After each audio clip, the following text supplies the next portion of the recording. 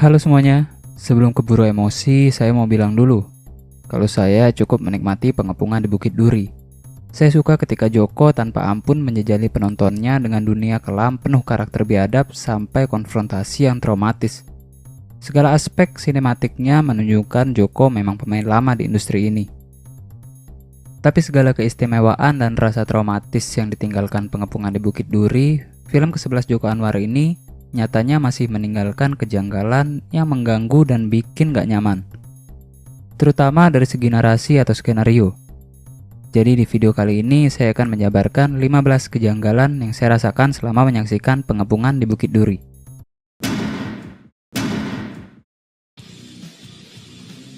Kita baru tahu goal atau tujuan Edwin dalam cerita ketika Edwin mengunjungi kakaknya Sylvie di rumah sakit.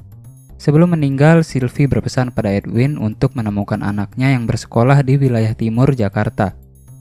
Namun sedari awal, kita tidak diberi pemahaman kenapa hal itu penting. Kenapa Edwin harus menemukan keponakannya? Apa yang terjadi kalau Edwin mengabaikan saja permintaan kakaknya? Alhasil, tujuan menemukan keponakan ini pun seketika terlupakan oleh saya dikala hadangan terbesar Edwin muncul, Jeffrey. Dan urgensi goal Edwin ini pun semakin hilang saat peristiwa pengepungan terjadi. Perseteruan antara Edwin Jeffrey jauh lebih menarik untuk diikuti. Kemana arahnya, kapan perseteruan ini akan meledak. Bahkan sampai akhir pun, tatkala wifi tiba-tiba menyala dan memberi informasi kalau ternyata Jeffrey lah keponakan Edwin. Meskipun Edwin menangis sedu-sedan, emosi tersebut tak sampai ke penonton. Saya cenderung bodoh amat terhadap fakta yang harusnya krusial itu. Memang hal ini penting untuk membangun dunia cerita, pengembangan karakter, atau memberi informasi ke penonton bagaimana dunia sedang berada dalam masa paling kacaunya. Tapi kisah Edwin di sekolah yang merupakan sajian utama film ini seolah tak berkelindan erat dengan fakta itu. Tak ada singgungan antara premis yang dijanjikan dengan dunia tempat karakter hidup. Perlu tapi tak perlu sesering itu juga sepertinya. Nah, ini yang paling mengganggu ending filmnya.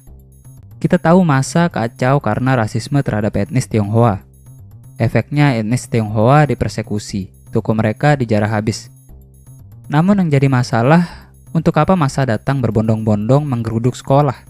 Di hari libur pula. Untuk mencari etnis Cina? No. Karena sekolah libur. Untuk menjarah? Di sekolah mau jarah apa, bos? Udah mah sekolahnya miskin pula. Ingat adegan salah satu teman Jeffrey diperintah untuk ambil bensin? Di saat itu ada dua karakter polisi yang datang dan curiga dengan pola tingkah anak buah Jeffrey. Lantas menginterogasi barang 1 menit. Lalu pergi begitu saja sambil berkata kurang lebih, kalau dia mau curi mobil ngapain ambil bensin? Di titik ini saya rasa Joko meremehkan intelektualitas penontonnya. Saya rasa tanpa dialog itu, Joko sudah cukup bisa menggambarkan bagaimana tak bergunanya polisi dalam cerita yang ia bangun. Saya nggak ngerti apa gunanya Doti, karakter cewek di geng Jeffrey. Apakah pemanis doang? Karena nggak ada perannya sama sekali. Oke lah kalau hal ini bertalian dengan dialog Bu Dinda soal emansipasi wanita di awal. Tapi masa iya kehadirannya cuma untuk itu, dan untuk melontarkan dialog-dialog kasar yang overuse di film ini? Saat ayah Rangga tiba-tiba datang ke sekolah dan disiksa oleh Jeffrey sebagai pancingan agar Edwin mau keluar dari gudang, karakter Rangga sempat bersitegang dengan Edwin, melontarkan kata-kata kasar bahkan sampai menendang Edwin. Tapi begitu Edwin melontarkan idenya, Rangga menjawab dengan sopan. Cepet banget kalemnya. Ya, ada makna simbolis tentang Pancasila. Tapi secara cerita, kedatangan Panca buat nyelamatin Edwin ini cukup ngagetin dan pas banget. Kok bisa ya? Ada banyak film tentang perseteruan guru dan murid. Sebut saja About Drag Races atau The Teacher Lounge.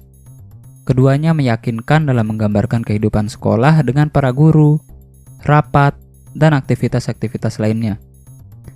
Tapi di pengepungan di Bukit Duri hanya ada 2 guru di sekolah dengan gedung yang amat besar. Cukup memunculkan pertanyaan, cara handle-nya gimana? Pun membuat setting sekolah jadi kurang meyakinkan. Proses mengajar Edwin kurang dieksplor. Untuk ukuran anak-anak bajingan, diajar menggambar tanpa dibekali teori mengesankan Edwin sebagai guru yang hanya mementingkan tujuannya saja. Dan agak bodoh. Tapi ya oke lah untuk menggambarkan matinya kesenian dalam dunia cerita. Di samping itu, cara scanning Edwin dengan mencari murid yang jago gambar juga problematik. Pertama, ini hanya asumsi Edwin. Dia tidak punya bukti kalau ponakannya jago gambar. Kedua, selama 2 tahun, sebanyak 5 sekolah yang sebelumnya ia kunjungi, Edwin tidak juga sadar kalau teknik pencariannya problematik. Ketiga, Edwin cuma nyari murid yang jago gambar di kelas yang diajar doang. Padahal bisa jadi di kelas lain juga ada kan? BTW ini kenapa boy? Ada yang bisa jelasin? Masa jealous sih? Atau sentimen aja sama non-Cina? Untuk poin ini saya nggak paham beneran nih. Di awal adegan, saat setting waktu berganti ke tahun 2027, Edwin sedang menyetel berita kerusuhan dan persekusi terhadap etnis Cina. BTW, nyetel video di kereta dengan kondisi cukup ramai akan menyebabkan 1. Kamu gak dengar audionya dan otomatis volume harus digedein. 2. Kalau volume digedein, bakal ganggu atau menarik perhatian orang lain. Jadi solusinya pakai headset. Tolong Win, pakai headset Win. Ini adalah keputusan tergoblok dari sebuah kelompok yang tengah menghadapi situasi genting. Untungnya nggak ada sinyal. Coba aja ada sinyal, ketahuan deh kalau ternyata Jeffrey ponakan Edwin. Kalau saya ada bareng mereka, mungkin udah saya keplak palanya satu-satu terus bilang, bisa nggak kita cari jalan keluar dulu? Nonton videonya nanti aja. Hanya ada Kristo dan Rangga saat Edwin meminta mereka datang ke sekolah di hari libur buat nempel gambar. Malam harinya saat Edwin menelpon Diana dan mengabarkan akan ke sekolah esok harinya, di bawah ada Jeffrey menunggu dan menatap Edwin. Tapi sampai situ aja. Jeffrey tidak pernah mendapat informasi kalau Edwin akan ke sekolah di hari libur. Terus Jeffrey tahu dari mana? Teman Jeffrey yang baru kepikiran buat ngelas pintu di akhir film terasa nggak natural. Masa iya setelah sekian jam di sana baru kepikiran? Ya, tapi bisa dimaklumi lah. Mungkin memang suasana lagi tense dan dia nggak kepikiran ke sana. Yap, itu dia kejanggalan yang saya rasakan selama nonton Pengepungan di Bukit Duri.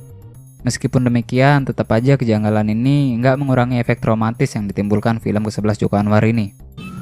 Lo harus cari dia. So, kalau kalian mau interupsi, nggak setuju sama penjabaran saya, boleh. Silakan, feel free buat komen. See you and happy watching.